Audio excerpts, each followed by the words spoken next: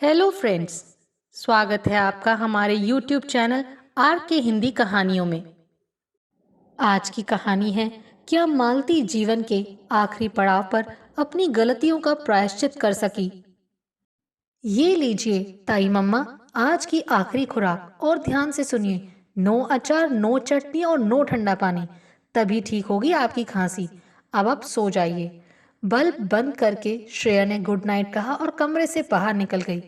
बहुत लंबी उम्र पाओ, सदा सुखी रहो बेटा, ये ताई मम्मा के दिल से निकले शब्द थे।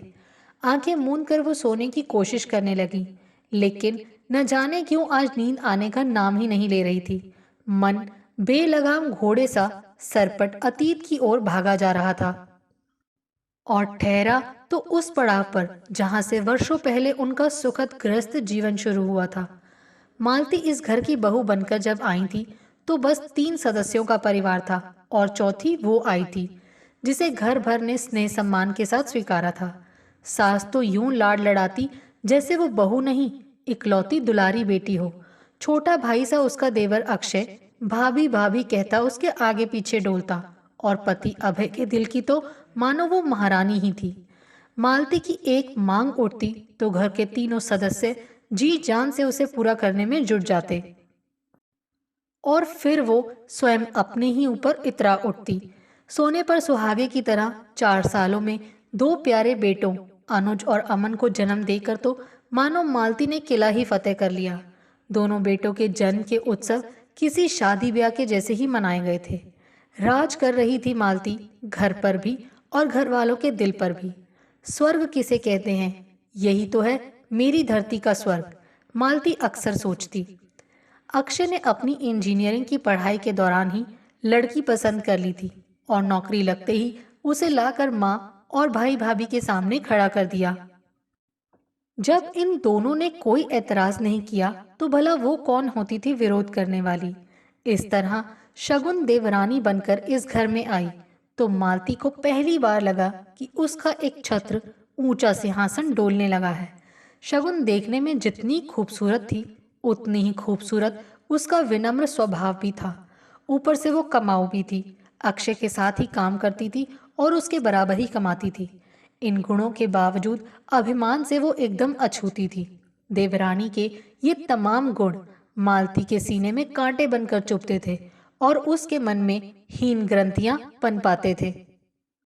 मालती के निरंकुश शासन को चुनौती देने शगुन आ पहुंची थी, जो उसे खलनायिका की तरह लगती थी। शगुन माँ की इस पुकार पर जब वो काम छोड़कर भागी आती तो मालती जलकर खाक हो जाती।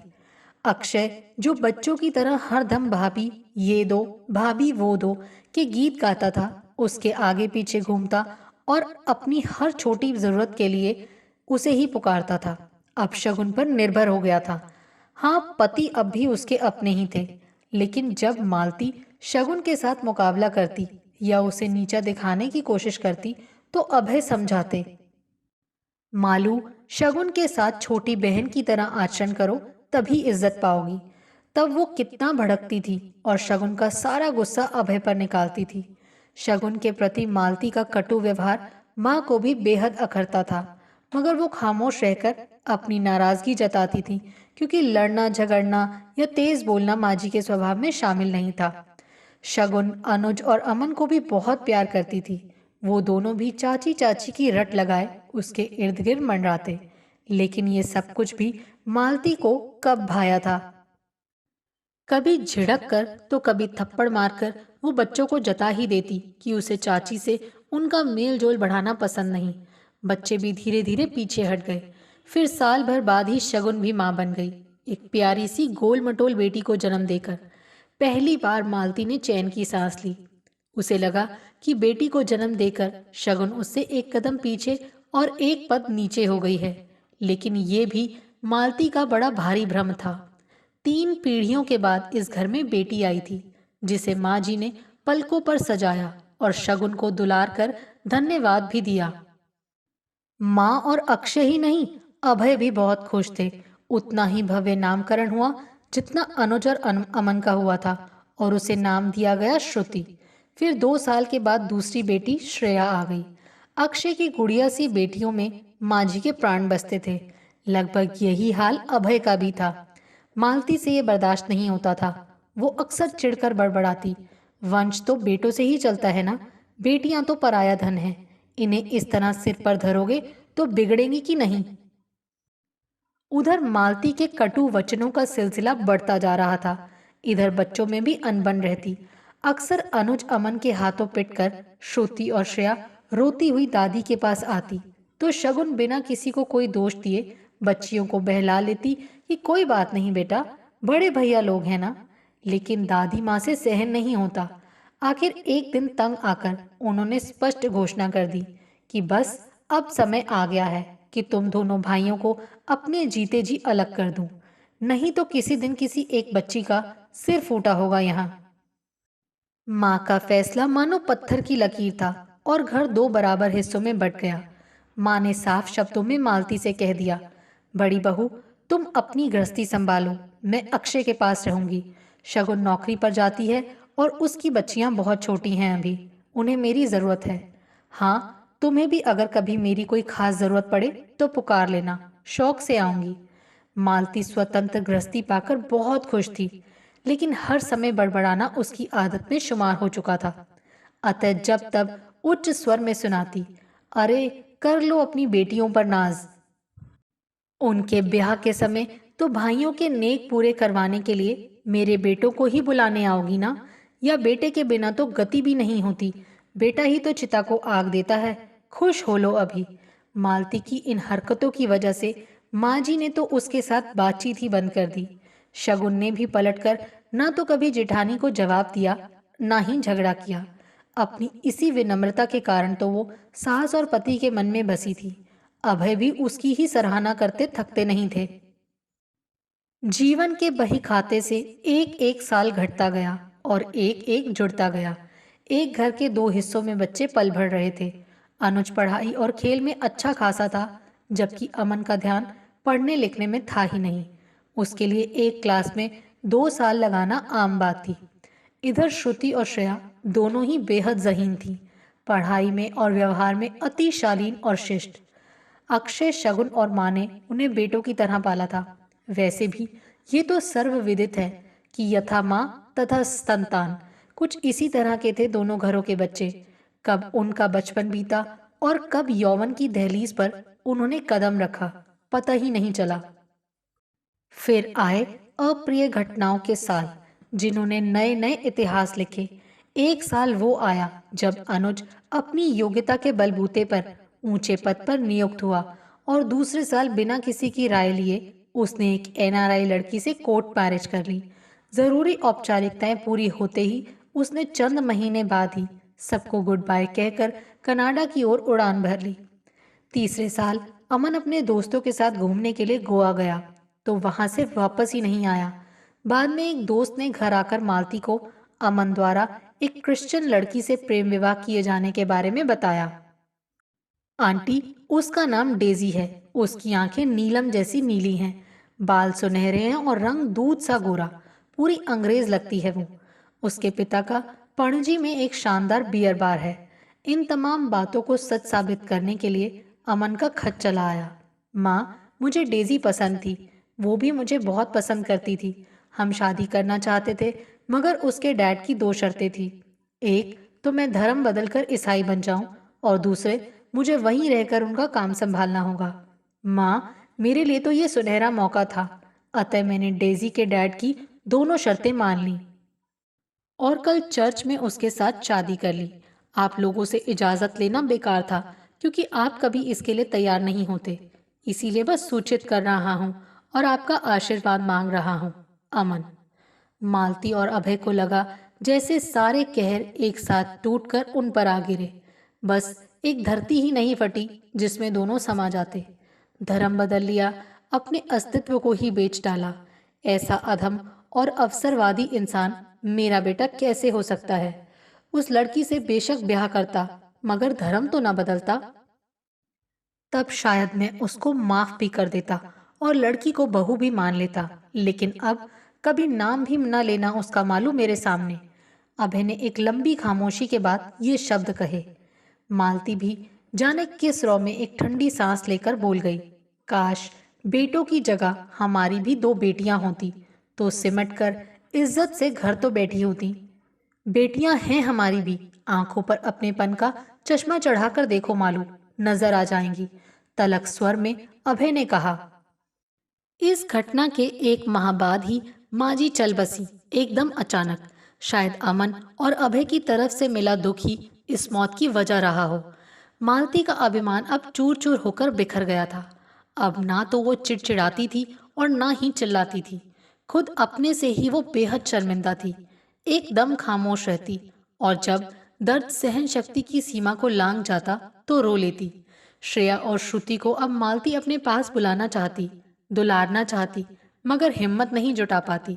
उन बच्चियों के साथ किया गया अपना कपटपूर्ण दुर्व्यवहार उसे याद आता तो शर्म से सिर नीचा हो जाता।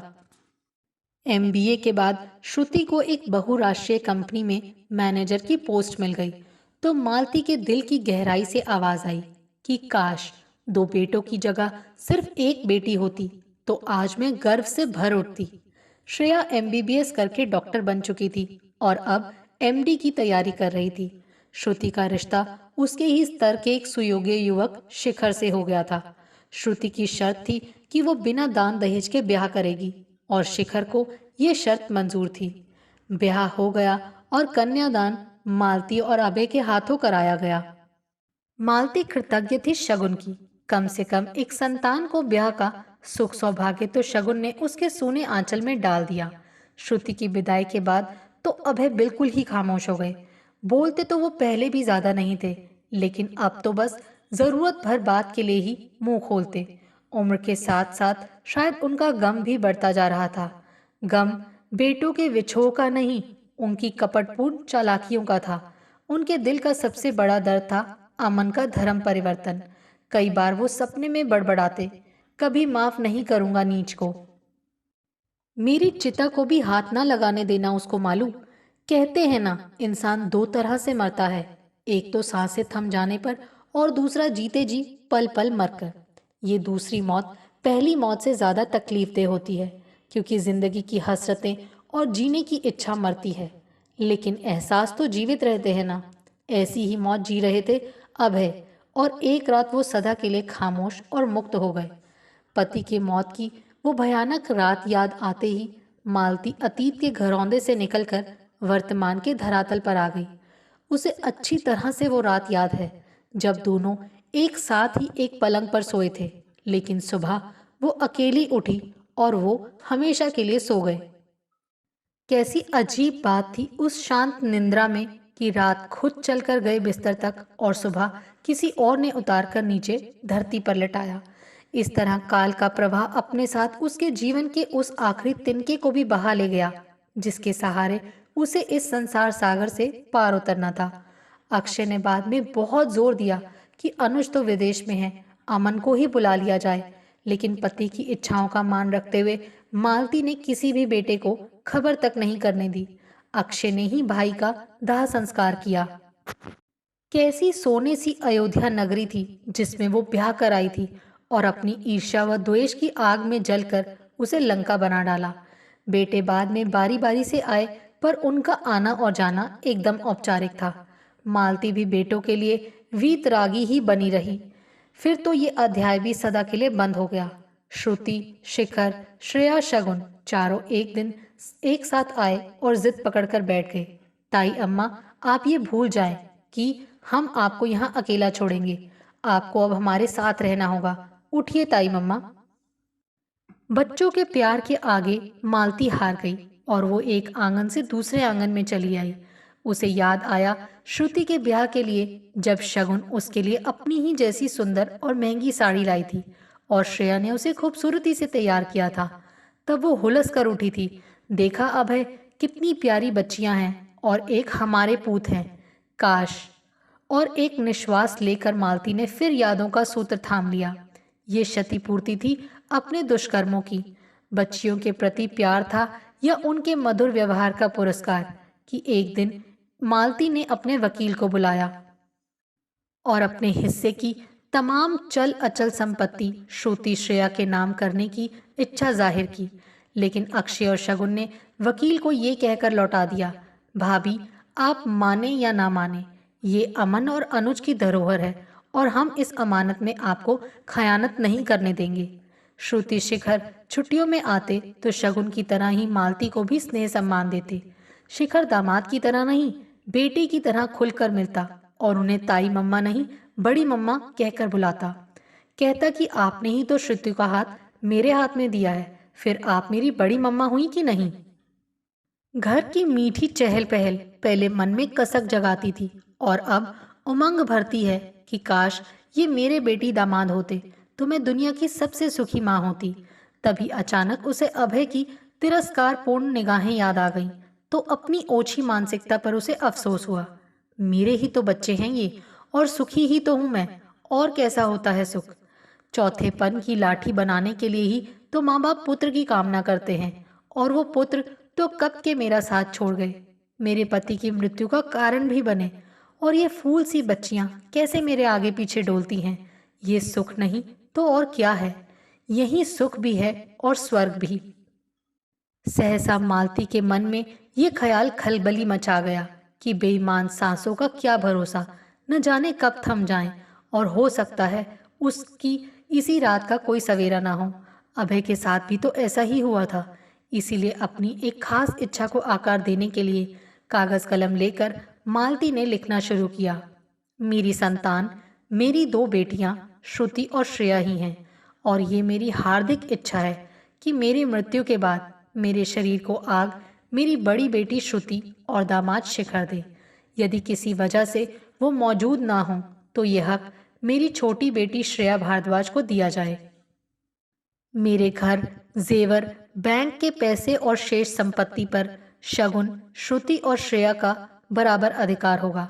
मैं मालती भारद्वाज पूरे होशो हवास में बिना किसी दबाव के ये घोषणा कर रही हूँ, ताकि सनद रहे।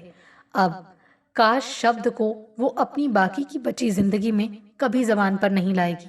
ये निश्चय कर मालती ने चैन की सांस ली और पत्र को लिफाफे में ये सोचकर बंद करने लगी कि सुबह ये पत्र मैं अक्षय के हवाले कर दूंगी।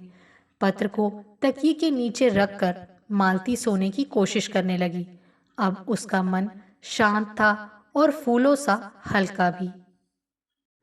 आपको हमारी ये कहानी कैसी लगी, प्लीज़ कमेंट करके ज़रूर बताइए। अगर आप इस चैनल पर नए हैं तो इसे सब्सक्राइब करें और शेयर करें।